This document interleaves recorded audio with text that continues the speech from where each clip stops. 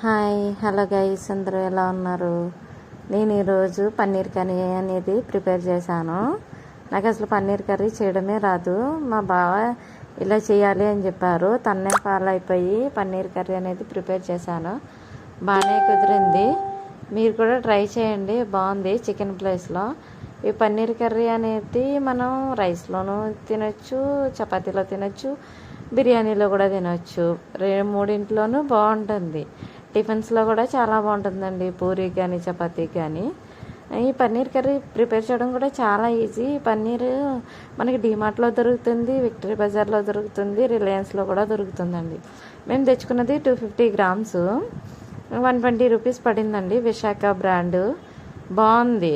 ఈ తెచ్చుకున్న పన్నీర్ని ఏం చేసామంటే ముక్కలు కింద కట్ చేసుకుని కళాయిలో ఆయిల్ పోసుకుని వేయించేసాను. అందులోనే సాల్ట్, పసుపు, కారం కూడా వేసాను. ఎందుకంటే పన్నీరు ముక్కలకి పడుతుంది కదా కారం అనేది, బాగుంటుందని చెప్పేసి అలా వేయించుకున్నాను. అవి వేయించుకుని పక్కన పెట్టేసుకుని అదే కళాయిలో ఆయిల్ వేసి కొంచెం టమాటా ముక్కలు, ఆనియన్ ముక్కలు వేసి వేయించిన తర్వాత అది కూడా తీసి పక్కన పెట్టేసుకోవాలండి. ఎందుకంటే పన్నీర్ గ్రేవీలాగా రావాలి కదా, అందుకని. మీరు చిన్న చిన్న ఆనియన్స్ ముక్కలు కట్ చేసుకున్న ప్రాబ్లం ఏం లేదు. ఎందుకంటే మొత్తం వేగిపోతే గ్రేవీలా ఉంటుందన్నమాట. ఒక టమాటాని గ్రేవీ మిక్సీ పట్టుకున్నా సరిపోతుంది అనమాట.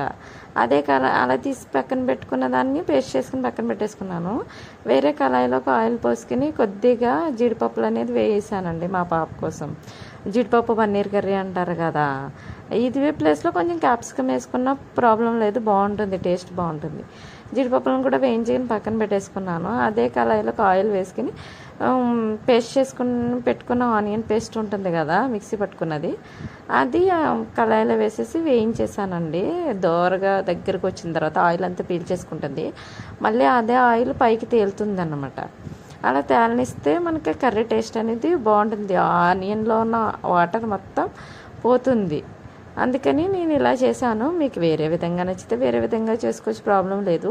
అందులోనే కొద్దిగా సాల్ట్, కారం, పసుపు వేసేసి కొంచెం వెల్లుల్లి పేస్ట్ కూడా అప్పుడే పట్టించుకున్న వెల్లుల్లి పేస్ట్ వేసానండి, ఫ్రెష్ది.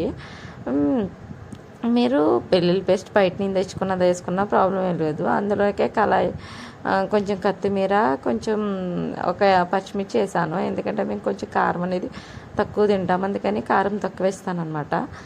అందులోకే కొంచెం గరం మసాలా కూడా యాడ్ చేసుకున్నాను. మీకు కావాలంటే చికెన్ మసాలా కూడా యాడ్ చేసుకుని వాటర్ పోసేసుకోవడమే. ఈ వాటర్ బాగా గ్రేవీలా దగ్గరికి రావాలి. వాటర్ అనేది ఆయిల్ అనేది పైకి తేలాలండి. అలా తేలితే బాగుంటుంది.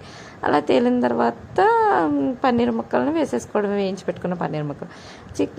చికెన్ లాగా స్మెల్ వస్తుంది పన్నీర్ కర్రీ, చాలా బాగుంది.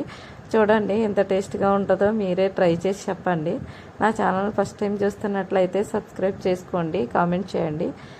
నేను పెట్టే ప్రతి వీడియో మీకు రావాలి అంటే పక్కనే ఉన్న గంట సింబల్ని ప్రెస్ చేయండి.